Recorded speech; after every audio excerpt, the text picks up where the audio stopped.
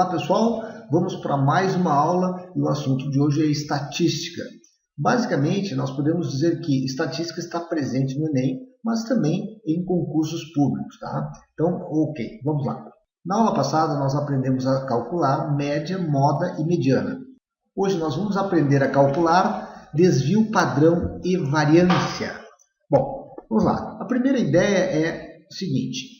Vamos relembrar o que era a média, né? A média, então, nós somávamos todos os valores obtidos e encontrados numa determinada tabela, ou valores dados, né, no nosso problema, e fazíamos, então, a soma desses valores e dividíamos pelo número de valores. Então, aqui, João fez 5 provas e suas notas foram 9, 7, 5, 3 e 2. Ok, o que acontece? Nós vamos somar todos esses valores e dividir por 5, que foram 5 resultados encontrados, para nós...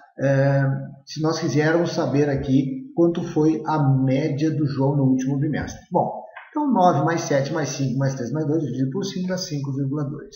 Bom, primeiramente, a ideia de desvio padrão, tá, é uma coisa, desvio é outra, tá, gente? O desvio é quanto a nota teve de afastamento da média. Então, por exemplo, na prova em que ele tirou 9, a média foi 5,2, né, de todas as 5 provas. Então, esse afastamento aqui foi de 3,8. 9 menos 5,2 dá 3,8. Aqui é a mesma coisa. Então, vejam só que nessas notas aqui, ó, onde ele tirou próximo de 5, aqui, obviamente, o desvio foi bem pequeno, né, 0,2. Bom, isso é muito importante para nós. Por que é importante para nós? Então, vamos lá.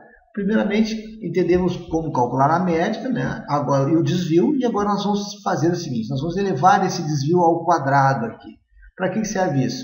Para calcular a soma do quadrado dos desvios, que é um outro dado muito importante para nós chegarmos no desvio padrão e na variância. Bom, vamos lá. A variância é simplesmente essa soma dos quadrados dos desvios dividida pelo número de ocorrências da nossa tabela. No caso, o João ali teve 5 ocorrências, teve 5 notas, né? Então, nós vamos voltar nessa tabelinha aqui para mostrar aqui, ó, que foi calculado, então, da seguinte maneira. Nós pegamos a diferença entre o valor da nota dele, né? Da média, diminuímos da média, deu um desvio, nós elevamos ao quadrado. Fazemos isso com todos os termos, né? E depois somamos. Essa soma é exatamente a soma do quadrado dos desvios. Muito bem. O que a gente faz com esse númerozinho aqui, com essa soma? Nós dividimos pelo número de resultados que ele teve lá, que é 5. Ao dividir pelo número de resultados, nós vamos obter 6,56. Então, essa aqui é a nossa variância, tá, gente? É muito importante isso aqui. Por que é importante a variância? Para calcularmos o desvio padrão. Extraindo a raiz quadrada da variância, nós temos o desvio padrão. Então, o desvio padrão ele é muito importante, por quê? Porque um desvio padrão baixo significa que o aluno foi melhor. Então, normalmente isso é usado em provas, por exemplo, de vestibular ou provas de concurso, onde nós podemos comparar a nota de 2 alunos, né? Simplesmente não adianta somar as notas e dividir pelo número de resultados, porque esse aí seria uma maneira de calcular quem está aprovado ou não. Então, isso aí é pela média.